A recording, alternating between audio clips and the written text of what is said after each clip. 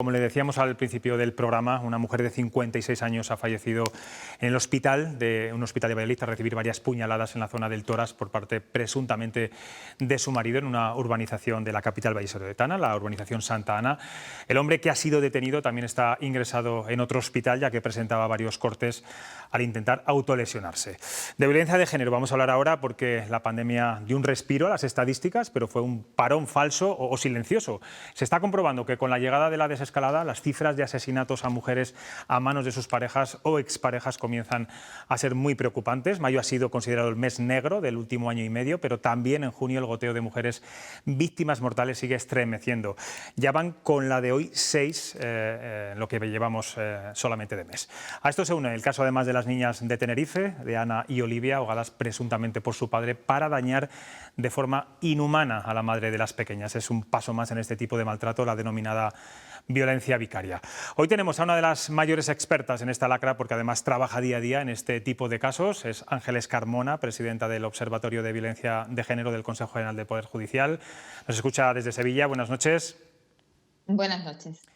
Bueno, señora Carmona, no sé si tiene algún dato más del triste y terrible suceso que hemos conocido hace nada, unos minutos aquí en Valladolid. Ahora mismo desconocemos los datos en concreto de este caso. Desde luego parece ser que sí que se ha confirmado el fallecimiento, un nuevo asesinato por violencia machista, la expresión más grave, más brutal de la violencia de género. Estamos absolutamente consternados, preocupados y en alerta porque llevamos unas semanas en las que el número de asesinatos se está disparando en nuestro país. De eso quería hablar con ustedes. Estamos viendo ahí imágenes del domicilio donde se ha producido ese terrible suceso. Bueno, como decíamos antes, el confinamiento es verdad que dio un parón en el número de casos de violencia de género, en la estadística oficial, digamos. Sin embargo, estamos viendo ahora cómo están creciendo bastante. Usted lo acaba de decir. ¿Se está produciendo una causa-efecto precisamente porque los que convivían con la víctima podían ejercer un mayor control sobre ellas y ahora no? ¿Y los que vivían separados ahora pueden acercarse a ellas más fácilmente? ¿Temen incluso que estas cifras vayan a más? Sí, efectivamente. Nosotros estamos observando desde el día 9 de abril en concreto, desde que empezó a relajarse un poco todas las restricciones que había como consecuencia de la crisis sanitaria del COVID-19. Hemos observado que en estas últimas semanas se está viendo asesinatos de parejas tanto convivientes como no convivientes. Durante la pandemia y especialmente durante el confinamiento, todos los asesinatos eran de parejas convivientes y los expertos opinan, y estamos totalmente convencidos de ello, que el maltratador ya al perder el control total y absoluto que tenía sobre su víctima mientras existían esas restricciones y al haber más libertad, está cometiendo los delitos más graves, por desgracia, de asesinatos. Desde luego esperamos y estamos viendo que en las últimas guardias que hacemos en los juzgados está aumentando el número de denuncias. Para nosotros la denuncia es fundamental para poder poner en marcha todo el mecanismo de protección de la víctima y de sus hijos y de sus hijas, y desde luego no queremos que haya impunidad en estos delitos tan graves. Claro, la denuncia es importante, pero la mayor parte de los casos de asesinatos por violencia de género, la víctima no había denunciado previamente a su agresor. Las campañas de concienciación, las noticias de los propios medios de comunicación, ¿no están sirviendo? No sé si muchas mujeres se siguen sintiendo desprotegidas por las instituciones pese a todas las herramientas y protocolos existentes. Bueno, sin duda alguna, gracias a los medios de comunicación y gracias a las campañas que desde las instituciones se están difundiendo, ¿no?, para que ninguna mujer tolere ningún acto de violencia machista y que sepa que hay muchísimas instituciones, muchísimos recursos que están ahí especializados precisamente para protegerlas a ellas, a su entorno, a sus hijos y a sus hijas.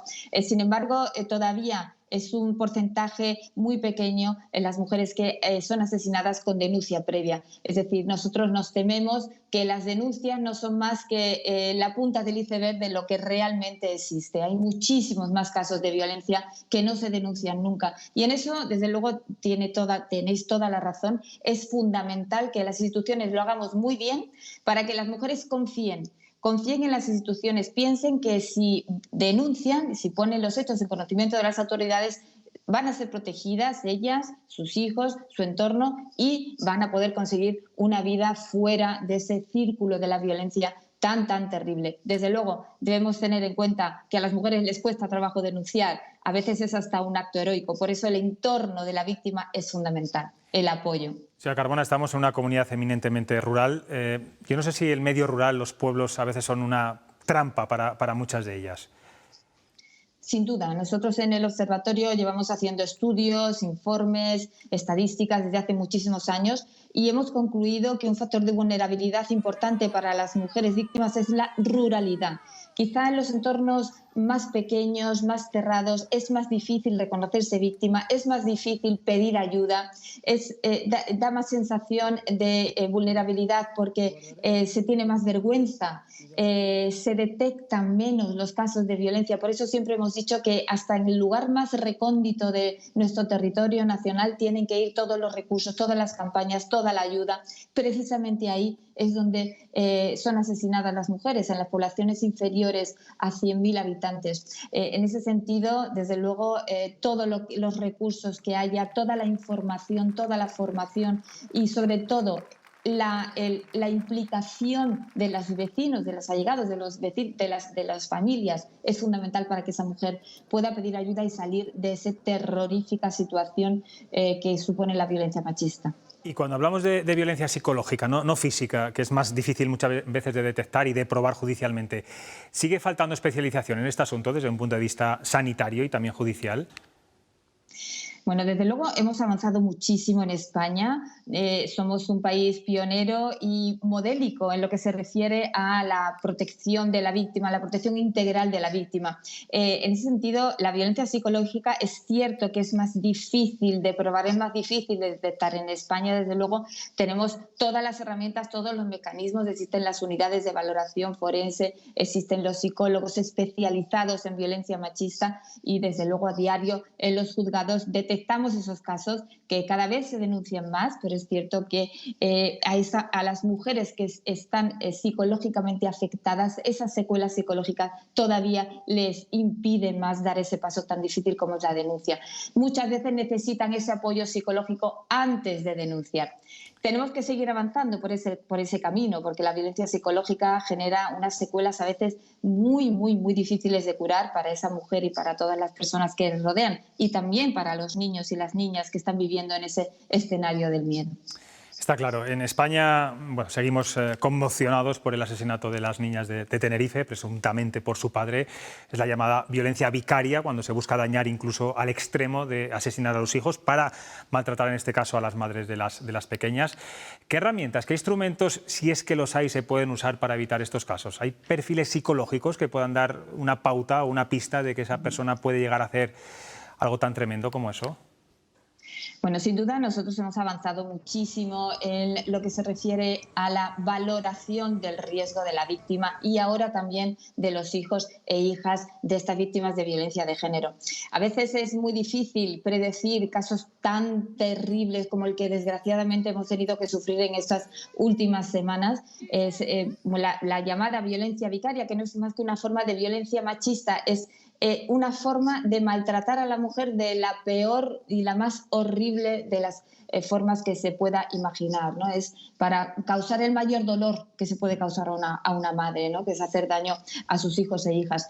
Desde luego que prevenir estos casos, para ello es importante denunciar, que con carácter previo las instituciones puedan tener herramientas, sobre todo los órganos judiciales y también la policía, la Fuerza de Cuerpos de Seguridad, para poder poner en marcha esos mecanismos, que son muchísimas herramientas que existen en España para proteger a los niños. Precisamente se acaba de aprobar la Ley Orgánica de Protección de la Infancia y de la Adolescencia, que contiene medidas dirigidas directamente a la protección de los niños, ya con modificación incluso de la Ley Orgánica 1/2004, de tal manera que en los órganos judiciales se van a generalizar medidas para esa protección, como es la suspensión del régimen de visitas, como es la privación de la patria potestad.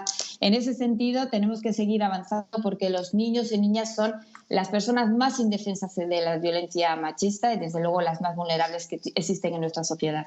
Pero claro, no estamos hablando de personas con patologías mentales, es el caso del padre de Canarias, sino que gente que no tolera que se les lleve la contraria y en la mayoría de los casos se produce siempre cuando la pareja decide dejarles. Así es, efectivamente, los estudios que hacemos de las sentencias en el observatorio, de las sentencias de asesinatos que son dictados en nuestros órganos judiciales, en los tribunales del jurado y en las audiencias provinciales, hemos observado que no se aplican eximentes completas ni incompletas, ni por drogadicción, ni por enfermedad mental, ni por afectación de alcohol, ni por el arrebato, ni obcecación. Es decir, estos crímenes se cometen con toda la frialdad del mundo, por eso precisamente se califican de asesinato, porque normalmente se trata de ataques alevosos, y con alevosía, con ensañamiento, son unos asesinatos que son de los niños, desde luego, castigados con la pena más grave que hay en nuestro Código Penal, que es la prisión permanente revisable, y desde luego, claro, afectan a las personas más vulnerables, pero es tremendo y terrible, pero es verdad que se cometen con las facultades mentales perfectamente,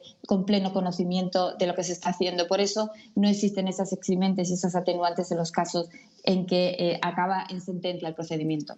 Señora Carmona, también hay en estos momentos un debate jurídico y político sobre el concepto de violencia vicaria. Usted lo ha vinculado directamente con la violencia machista. ¿Denominaría también violencia vicaria el caso de una madre que hace lo mismo con sus hijos para hacer daño al padre? Bueno, los casos de violencia de mujeres sobre los niños para provocar dolor en sus padres, la verdad es que no los tenemos contabilizados porque son muy infrecuentes, es mucho más frecuente el caso contrario. Desde el año 2003, desde 2013 venimos contabilizando esta estadística terrible de niños asesinados por sus padres o las parejas de sus madres. Son 42 casos ya los que tenemos contabilizados. 831 niños han quedado huérfanos como consecuencia de la violencia machista. Y desde luego no debemos olvidar que este tipo de violencia sobre los menores es una forma de violencia de género que se ejerce para maltratar a la madre, para provocar el mayor dolor que se puede provocar en una madre. Señora Carmona, tengo aquí a 3 tertulianos que también le quieren formular alguna pregunta. Natalia del Barrio. Hola, buenas noches. Bueno, lo primero, muchísimas gracias por toda la exposición que ha hecho, que en estos tiempos es bastante necesario explicar de forma muy clara lo que usted ha explicado. Y yo 2 preguntas muy breves. Usted ha dicho que las instituciones lo tienen que hacer muy bien para que las mujeres puedan denunciar. ¿Cree que esta corriente negacionista también está influyendo en que las mujeres puedan o no se atrevan a ir a denunciar? Esa es la primera. Y la segunda está en relación a que, por ejemplo, se ha hablado desde la Delegación contra la Violencia de Género de cambiar los protocolos por todo lo que estaba ocurriendo. ¿Cree usted que los protocolos son suficientes si no tenemos una sociedad concienciada? Por ejemplo, los medios de comunicación.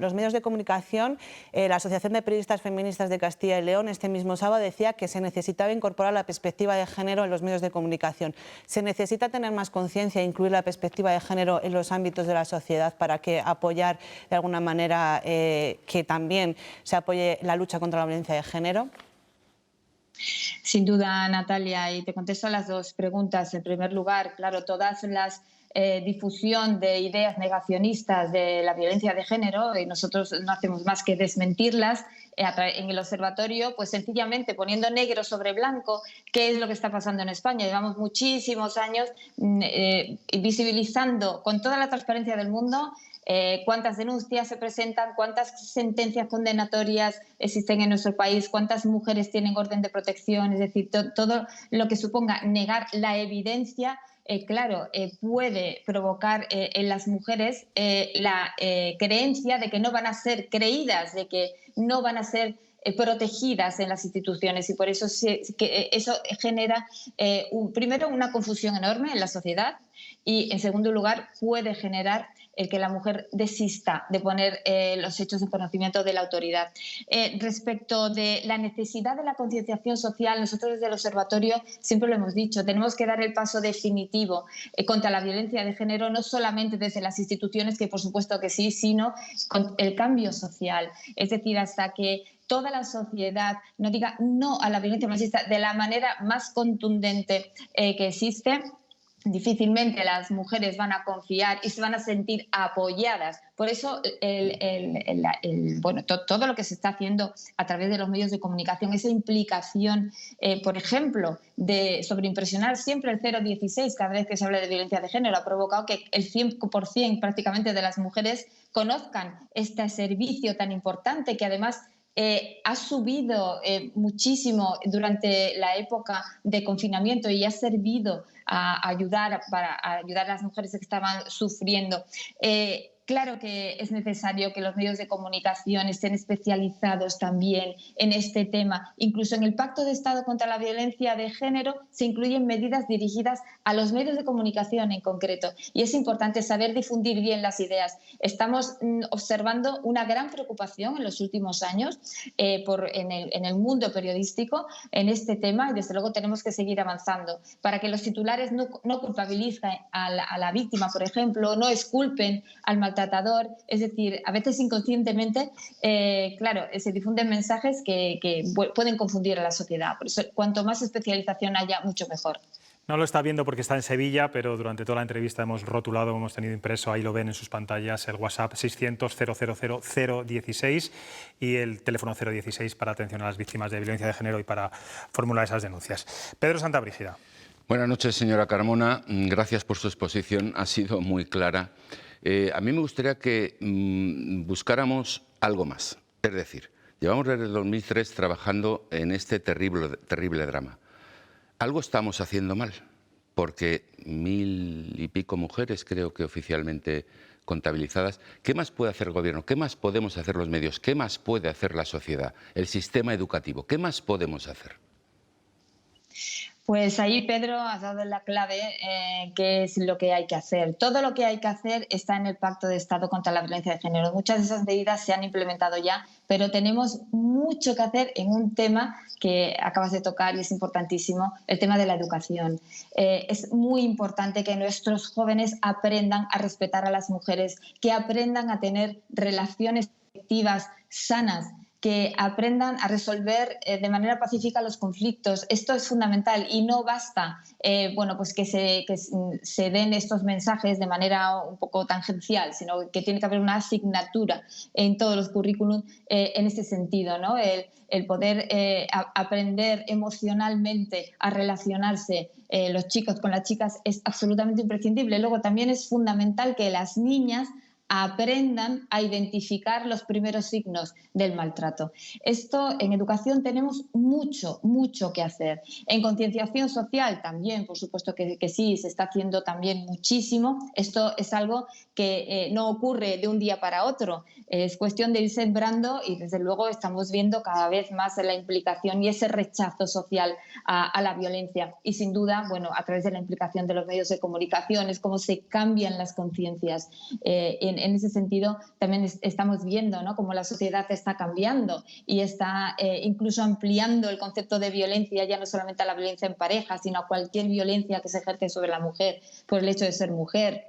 En España hemos tenido casos tan terribles como el de Diana Quer, Laura Luelmo, que aunque no eran parejas, sus asesinos fueron asesinados por violencia machista. Y es importante hablar en ese sentido y seguir difundiendo todos estos mensajes. Por último, Maite Rodríguez. Sí, buenas noches. Yo, profundizando en la pregunta de mi compañero Pedro, quería preguntarle qué considera que hay que hacer para que los jóvenes no vivan un retroceso en todo esto, porque hay estadísticas y señales que alertan de que se está relativizando lo que es la violencia de género. Y claro, inciden los medios de comunicación en la escuela, pero ellos tienen otros referentes y otras fórmulas de comunicación. Entonces, no sé cómo se puede parar, ya no prevenir, sino parar ese retroceso que se está detectando. Sí, efectivamente, y es cierto que a los adolescentes y a los niños, incluso los niños muy pequeños, ¿no?, desde en la escuela, de su más tierna infancia, en los centros educativos, se enseña a esas convivencias, a ese respeto por las mujeres, pero claro, ¿qué ocurre si un adolescente o si un niño llega a su casa y de esas conductas machistas. Ahí, por eso, tenemos todos que poner nuestro granito de arena, no solo desde las instituciones, dentro del entorno de las familias, a través de los medios de comunicación. Es muy importante que esos adolescentes sepan lo que es una relación afectiva sana, qué es respetar a las mujeres y cuáles son los efectos tan terribles que tiene, las secuelas tan terribles que tiene la violencia machista en las mujeres, en su entorno. Es decir, esto es un problema de la sociedad, no es un problema de mujeres, es un problema de todos y todas, y desde luego hay que atajarlo por todos los flancos. Cada uno de nosotros en nuestra vida profesional, personal, tenemos que poner nuestro granito de arena y no tolerar ningún tipo de falta de respeto ni de violencia de cualquier tipo hacia las mujeres. Pues Ángeles Carmona, presidenta del Observatorio contra la Violencia de Género, ha sido una auténtica casualidad que minutos antes de contactar con usted conociéramos ese terrible caso de violencia de género aquí en Castilla y León, en Valladolid. Le agradecemos mucho su presencia, además, tal día como hoy. Y como decía antes, lo importante es la denuncia, habrá que decirlo muchas veces. Gracias por atender a Castilla y León Televisión. Ha sido un placer, muchas gracias.